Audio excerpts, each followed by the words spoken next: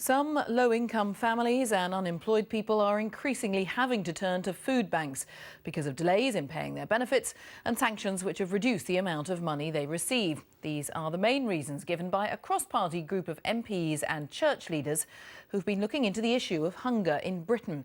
Their report says people are also being squeezed by rising utility and housing costs. The government had promised to reflect carefully on the findings. Here's our home editor, Mark Easton. Britain is one of the richest countries in the world. National wealth has more than doubled in 30 years. We have so much food, we literally throw away hundreds of thousands of tons of what's called surplus every year. And yet a report signed by parliamentarians from all parties finds a Britain where hunger stalks the land, people scavenging, 4 million at risk of simply not having enough to eat. The report says the UK's poorest have fared less well than those in many developed Western countries, hit by the rising cost of essentials. Here, food has gone up 47% in a decade. In Germany, it's just 22%. With housing, rents here are up 30% in 10 years. In Germany, it's 12%.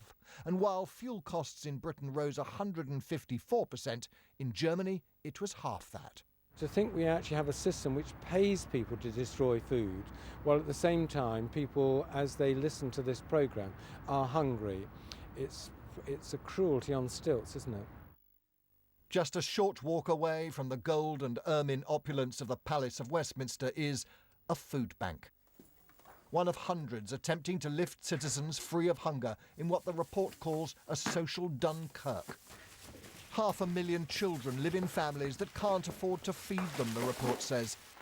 This brother and sister in Wiltshire say they can go without proper meals for days on end. I can last a week without eating. She never eats at all, hardly. I have to eat because I had a job. I need to eat because otherwise I'll be collapsing. I collapsed at work once because we had nothing to eat.